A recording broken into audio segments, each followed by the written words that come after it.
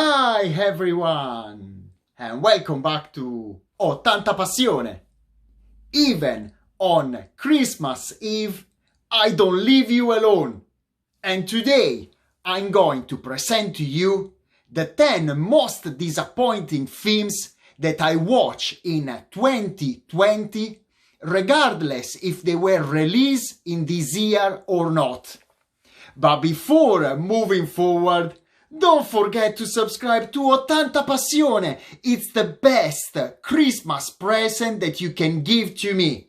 You just have to click here, down here, the red button next to this video, and you are going to be able to enjoy as much as you can this channel, a place where you can find videos on different topics, such as movies, TV series, trips around the world, sport in general. Like I usually say, whatever makes me happy and gives a meaning to my life. So, what are you waiting for? Come on, make me happy on a Christmas day. But now, let's start with the 10 films that I picked for you. The first one is Joker.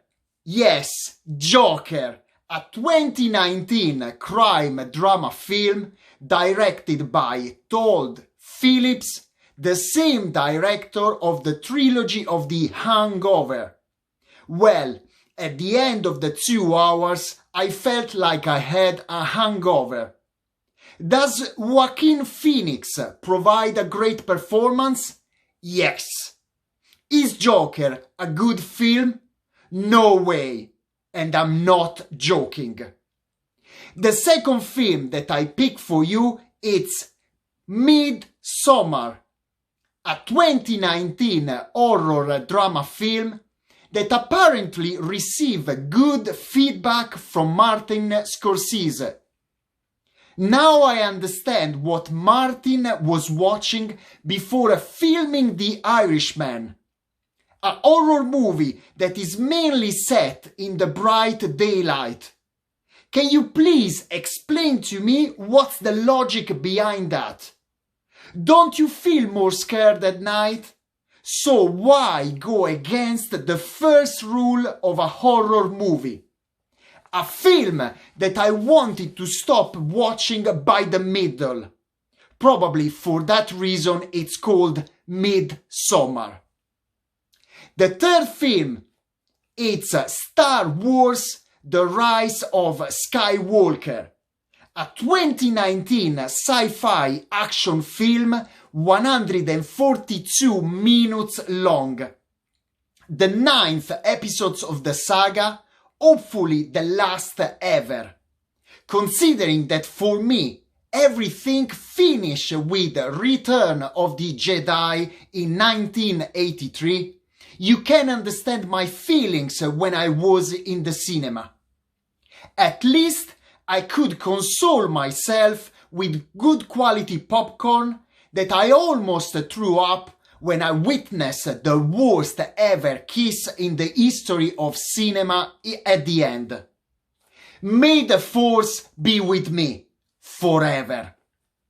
The fourth film is Terminator: Dark Fate, a 2019 action sci-fi film, the 6th installment in the Terminator film franchise. Even bringing back Sarah Connor in the storyline did not justify the reason behind this very boring movie that wanted to make me jump out of the plane on my way back home. I really hope that, borrowing one of his most famous quotes, the Terminator will not be back. I prefer Arnold to stay in California. The fifth film is called Happiest Season, a 2020 romantic drama comedy that in Italian was translated Non ti presento i miei. In English, I will not introduce you to my parents.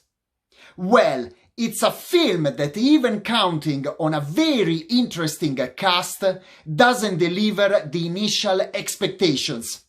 You feel like you have watched something you have already seen before, set during the typical Christmas holidays that left me with the same feelings of unwrapping a present that I didn't need. Fortunately, I can cheer myself up with Love Actually on Christmas Day. The fifth film is Bad Boys for Life, a 2020 action film, the third of the trilogy that started back in 1995. Even if Will Smith and Martin Lawrence try to reproduce the old gags and crazy moments, everything else is missing. You never feel very entertained or excited like 25 years ago.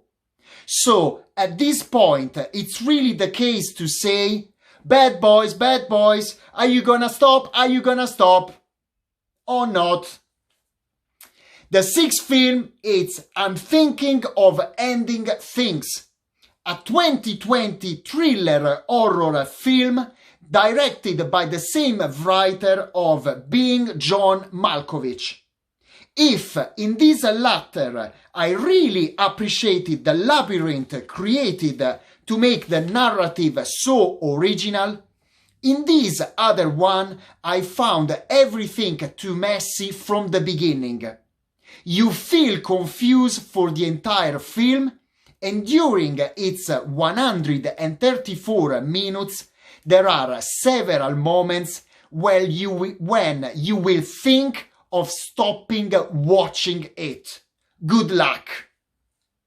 The seventh film, and probably the most disappointing ever, it's called The Last Thing He Wanted, a 2020 mystery drama film, and it's really a mystery if Ben Affleck, Anne Hathaway and William Dafoe read the script before or after signing for this film, because I could not find any other explanation.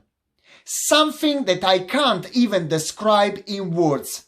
Trust me, probably one of the most disappointing products in the last 20 years at least.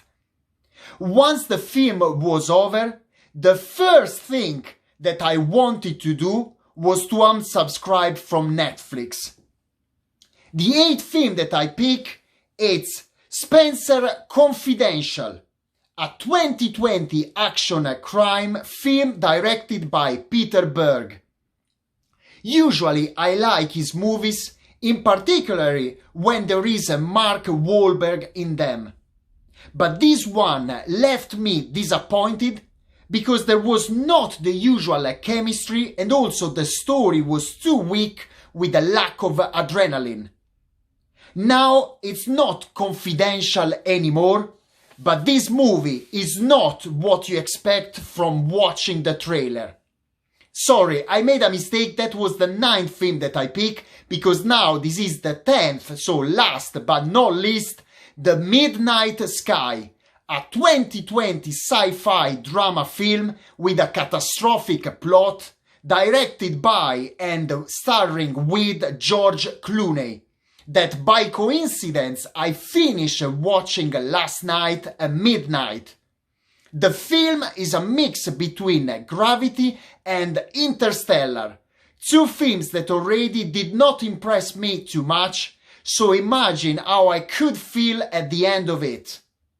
The narrative is extremely slow, and apart from a good photography, I found it the opposite of catastrophic.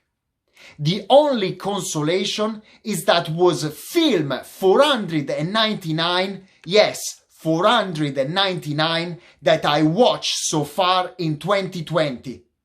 I really hope to prefer number 500 tonight.